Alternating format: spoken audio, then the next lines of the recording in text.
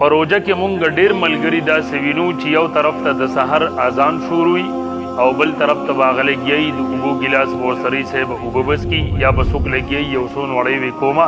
اسم لا اذان ختم نه دی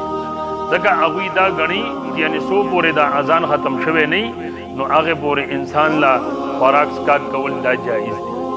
ورونو په دې مسله باندې ځار پوره کوي چې د روزي د بندولو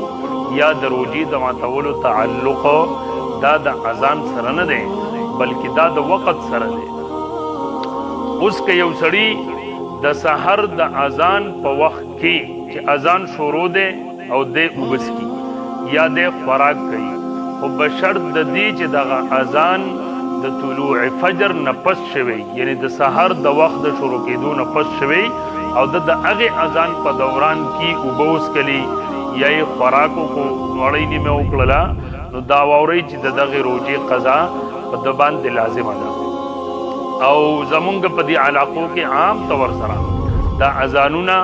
دا په صحیح وخت باندې کیږي یعنی چې کله د سحر وخت شروع شي نو اذان وشي خو تاسو ته دا درخواست ده چې موږ د روزي د پارسوم ډېرې سوداګانې کوو هر یو شی کور ته راوړو نو که د هغې نه موږ لږ چند تکلیف ځان له ورکو او یوه نقشه والو د هرې علاقې په اعتبار سره نقشې نن سبا چې کوم دی جوړې شوي دي نو په هغې کې دا ټول اوقات درجي چې نننۍ ورځ باندې به روژه بندېږي څه ټایم نننۍ ورځ باندې به ماتېږي څه ټایم بیا په هغې کې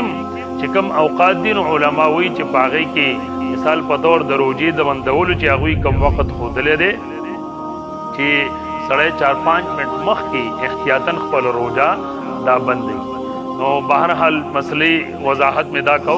چې د سحر اذان کچرته کې هغه په صحیح وخت باندې کېږي او عام طور سره داسې وي او د هغې باوجود هم چا د اذان په دوران کې اوبه وڅښلي یا خوراک وکړو نو په دې ځان غور سره پوه کوي چې په دغه کس باندې د دې روزي قضا دا لازمي ده نو دا مسله ډیره زیاته ضروری ده او زمونږ خلک ګوره په دې باندې پوی نه دی نو دا تاسو ته درخواست دی چې څوک هم دا مسله اوري چې دا مخکې ولیږو چې زمونږ دا مسلمانان رونه الله پاک د دوی دا روزي د دې هر قسمه نقصاناتو نه دا محفوظ کی او الله تعالی دې موږ تاسو ته په صحیح معنو کې د رمضان المبارک د روزو د نیولو